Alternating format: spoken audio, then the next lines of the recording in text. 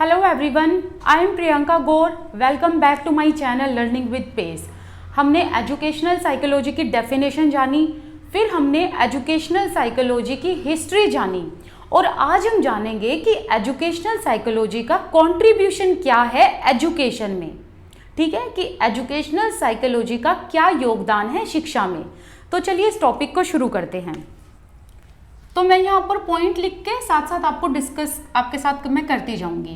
पहला है importance of child. देखिए, इससे पहले जब तक एजुकेशन में एजुकेशनल साइकोलॉजी को इंट्रोड्यूस नहीं किया था, एजुकेशन में जब साइकोलॉजी को इंट्रोड्यूस नहीं किया था, तब तक एजुकेशन टीचर सेंटर्ड थी और बच्चे को माना जाता था कि बच्चा जो है उसका ब्रेन एम्प्टी वेसल की तरह, मतलब एक खाली बर्तन की तरह है जिसको बस भरना है। तो टीचर क्या करती थी, लेक्चर देके चली जाया करती थी। उसको इस चीज़ से कोई फर्क नहीं पड़ता था बच्चे को समझ आ रहा है नहीं आ रहा है, बच्चे का इंटरेस्ट क्या है। ठीक है, तो पहले क्या होता था, पहले बच्चे को एक एम्प्टी वेसल माना जाता था एंड एजुकेशन टीचर सेंटर्ड थी, ना कि child centred. But educational psychology की वजह से अब एजुकेशन चाइल्ड सेंटर्ड हो गई है, मतलब बाल केंद्रित। ठीक है, ये आप ध्यान रखेंगे, इंपॉर्टेंट है ये। एजुकेशन अब क्या है, अब बाल केंद्रित है, अब बच्चों को इंपॉर्टेंस दी जाती है।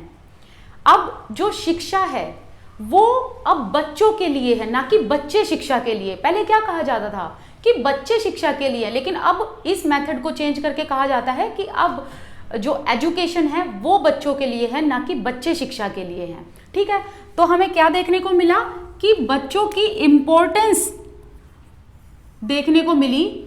जब से एजुकेशनल साइकोलॉजी आई तो एजुकेशन में बच्चों को सेंट्रल रोल दिया गया।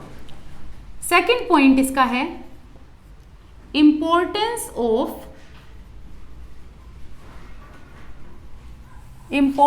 Of various stages.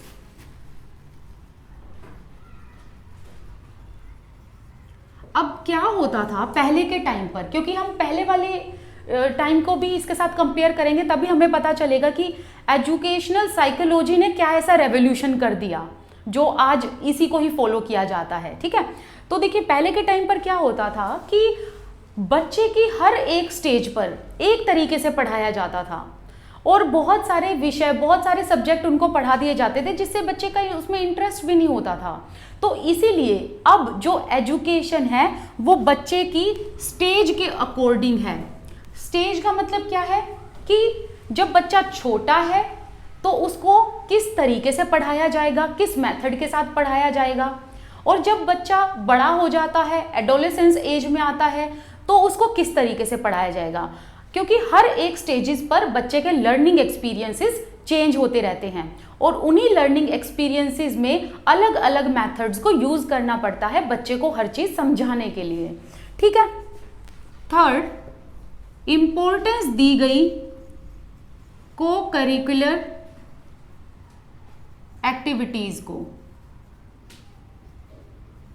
पहले क्या होता था, पहले आपने सुना होगा, ये कहा जाता था ना कि पढ़ोगे लिखोगे बनोगे नवाब, खेलोगे कूदोगे बनोगे खराब। लेकिन इस स्टेटमेंट को एजुकेशनल साइकोलॉजी ने चैलेंज किया। दैट मीन्स कि बच्चे की जिंदगी में को करिकुलर एक्टिविटीज का होना बहुत जरूरी है। एक्चुअली यहाँ पर इंपॉर्टेंस की बजाय हम एम्फेसिस वर्ड यूज करें तो ज्यादा सही है कि को करिकुलर एक्टिविटीज को एम्फेसाइज किया गया इन लर्नर्स लाइफ। ठीक है, कि को करिकुलर एक्टिविटीज होनी चाहिए। तो एजुकेशनल साइकोलॉजी की वजह से बच्चों की लाइफ में अब खेल कूद को शामिल किया गया है, स्कूल में हर एक कल्चरल एक्टिविटीज को एंड अदर कार्यक्रम को शामिल किया गया है, मतलब इंक्लूड किया गया है। फोर्थ वन इज इंपॉर्टेंस दी गई है इंडिविजुअल डिफरेंसेस को।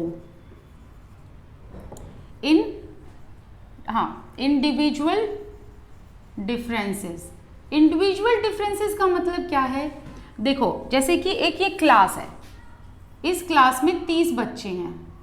अब इन 30 बच्चों को एक ही तरीके से पढ़ा दिया जाए, जैसे कि ओरल तरीके से इनको मौखिक रूप से पढ़ा दिया जाए। लेकिन जरूरी नहीं है ना कि 30 के 30 बच्चे ओरली तरीके से ही पढ़ना पसंद करेंगे, सिर्फ लिसनिंग से ही पसंद करेंगे पढ़ना, नहीं। इसमें से बहुत सारे बच्चे ऐसे होंगे जिन्हें रिटन की जरूरत पड़ेगी, बहुत सारे ऐसे होंगे जिनको ऑडियो विजुअल एड की जरूरत पड़ेगी, ठीक है। तो पहले क्या होता था, जो टीचर थी वो मौखिक रूप से पढ़ाकर चली जाया करती थी, बच्चे के इंटरेस्ट का या उसके इंडिविजुअल डिफरेंसेस का तो ध्यान ही नहीं रखा जाता था। लेकिन एजुकेशनल साइकोलॉजी की आने के बाद बच्चे को हर तरीके से पढ़ाया जाता है। अब आपने देखा होगा कि कई बार ना आज के टाइम पर क्या होता है कि अगर हिस्ट्री पढ़ाई जाती है तो हिस्ट्री पढ़ाने के लिए उन्हें सिर्फ एग्जाम्पल नहीं दिए जाते कि हाँ कुतुब मीनार दिल्ली में है, बल्कि आसपास के एरिया पर उनको लेके जाया जाता है। जैसे कि जो दिल्ली रहने वाले स्टूडेंट्स हैं उनकी ऐसे हिस्टोरिकल प्लेसेस पर विजिटिंग कराई जाती है। अगर उनको कुतुब मीनार के बारे में पढ़ाना है तो वहाँ पर जाकर उनको दिखाया जाएगा कितना टोल है, किसने बनवाया है। तो ऐसे उनको मतलब ऑडियो विजुअल एड के द्वारा उनको सिखाया जाता है, समझाया जाता है। और जो बच्चे अपनी आंखों से देख लेते हैं वो बच्चे फिर उन चीज़ों को भूलते नहीं हैं। तो अब इंडिविजुअल डिफरेंसेस को ध्यान में रखकर बच्चों को पढ़ाया जाता है, ठीक है। सिर्फ मौखिक रूप से ही अब टीचर नहीं पढ़ाती, बल्कि बहुत सारे मेथड्स को यूज़ किया जाता है। तो इसमें हम एक और चीज़ यहाँ पर इंक्लूड कर सकते हैं, रिफॉर्म इन टीचिंग मेथड। मतलब अब टीचिंग मेथड को जो है वैरायटी ऑफ टीचिंग मेथड्स को यूज किया जाता है ताकि बच्चे का पढ़ाई में इंटरेस्ट बना रहे, ओके। अब इसी के साथ साथ करिकुलम में भी रिफॉर्म किया गया है। Reform in curriculum. पहले के टाइम पर क्या होता था कि जो पाठ्यक्रम है एक जैसा बना दिया जाता था सबके लिए, चाहे इसमें बच्चे को रुचि हो या ना हो, बस ये था कि सबको पढ़ना है। अब आज के टाइम पर जो करिकुलम है वो बच्चों की एबिलिटीज़ के हिसाब से है, इंटरेस्ट के हिसाब से है, उनकी कैपेसिटीज़ के हिसाब से है, उनकी मेंटल एबिलिटीज़ के हिसाब से है। तो अब जो पाठ्यक्रम है वो ऐसे करके बांटा गया है कि बच्चे की क्या स्टेज है, किस तरीके से बच्चा सीखेगा, बच्चे को उस विषय को पढ़ने में इंटरेस्ट आना चाहिए। तो इस तरीके से अब पाठ्यक्रम को जो है डिवाइड किया गया है। जैसे कि आप 8th के बाद देखते हैं कि साइंस, मैथमेटिक्स, सोशल साइंस, इनका वर्गीकरण किया हुआ है हर एक सब्जेक्ट का, ताकि बच्चे का उस विषय में इंटरेस्ट बना रहे, ठीक है। अब आज के टाइम पर एजुकेशनल साइकोलॉजी की वजह से रिफॉर्म किया गया है, नॉट रिफॉर्म एक्चुअली, इसको हम कहेंगे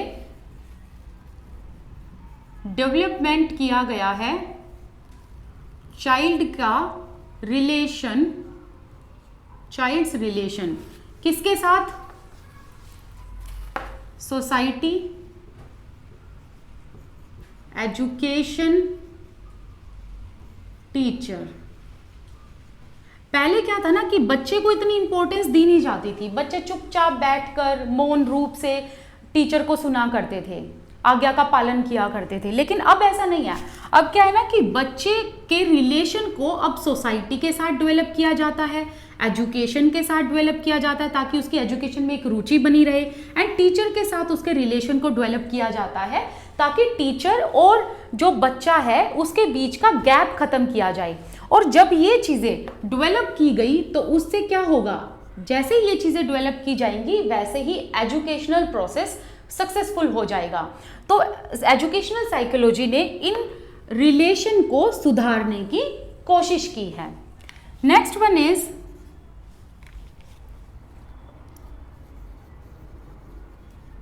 रिफॉर्म इन डिसिप्लिन। अनुशासन में भी रिफॉर्म किया गया। पहले के टाइम पर बच्चों को पनिशमेंट दे दी जाती थी, अब पनिशमेंट दे दी जाती थी तो बच्चे क्या करते थे, डर के कारण, भय के कारण, या फिर मार पिटाई ना खा ले घर पे और टीचर से, तो इसी वजह से वो पढ़ा करते थे, डर के कारण और भय के कारण। और एक चीज़ मैं यहाँ पर भी बोलना चाहूँगी, मैं यहाँ पर थॉर्नडाइक का एग्जाम्पल देना चाहूँगी एंड ड्यूई का एग्जाम्पल दूंगी मैं आपको अभी, ठीक है।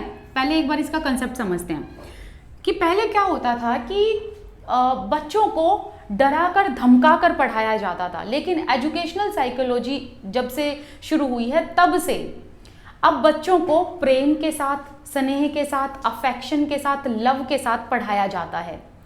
अब यहाँ पर ये जो दो मैंने साइकोलॉजिस्ट लिखे, जो थॉर्नडाइक थे, ये रीइंफोर्समेंट एंड पनिशमेंट में बिलीव करते थे, लेकिन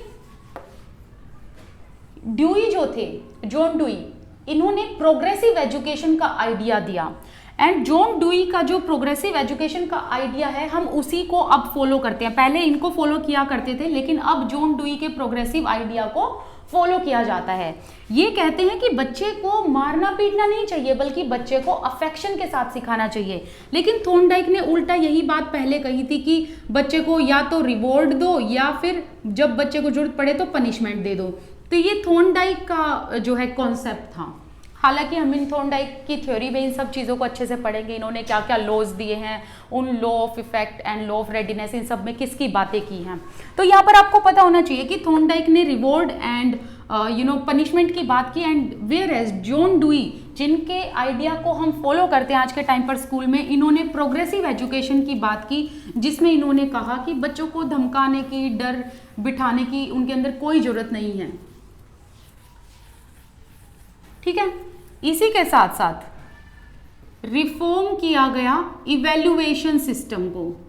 पहले तो क्या होता था, बस परसेंटेज बता दी और बच्चे को पास फेल कर दिया जाता था, लेकिन आज के टाइम पर अलग अलग तरीके की परीक्षाएं होती हैं, सब्जेक्टिव ही नहीं ऑब्जेक्टिव भी होती है, मौखिक भी होती है, मतलब रिटन एंड ओरल दोनों तरीके से आज के टाइम पर इवैल्यूएशन होता है। बच्चे का पर्सनैलिटी टेस्ट होता है, इंटेलेक्चुअल टेस्ट होता है, तो अलग अलग तरीके के बच्चे के टेस्ट किए जाते हैं। तो इवैल्यूएशन में भी रिफॉर्म किया गया है। तो बस आपको इतना ही जानना बहुत था कि किस तरीके से एजुकेशनल साइकोलॉजी का एजुकेशन में कंट्रीब्यूशन रहा है। तो कहने का मतलब क्या है कि मेन एम सिर्फ एक ही है। अगर मैं इसको नटशेल में ख़त्म करूँ इस टॉपिक को, मेन एम यही है, बच्चे का ऑल राउंड डेवलपमेंट हो, बच्चे के अंदर पॉजिटिव चेंजेस हो, बच्चे के बिहेवियर को इस तरीके से चेंज किया जाए कि हम डिज़ायर्ड रिजल्ट लेकर आ पाएँ। बच्चे की जो एनर्जी है उसको हमेशा चैनलाइज करना चाहिए एंड ताकि उसकी एनर्जी वेस्ट ना हो।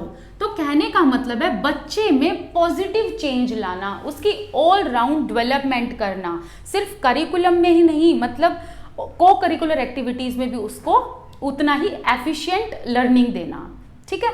तो आज का टॉपिक बस इतना ही, कल हम नए टॉपिक के साथ मिलेंगे। इसी के साथ साथ मैं आपको एक चीज़ इन्फॉर्म करना चाहती हूँ कि आप मेरे साथ टेलीग्राम ग्रुप पर जुड़ सकते हैं। You can follow me on Instagram as well. इन दोनों के ही लिंक आपको डिस्क्रिप्शन बॉक्स में मिल जाएंगे, फर्स्ट कमेंट सेक्शन में मिल जाएंगे। This is Priyanka Gaur. I wish you all the best, keep learning and please take a moment to subscribe this channel and share this video with your friends and family. Thank you.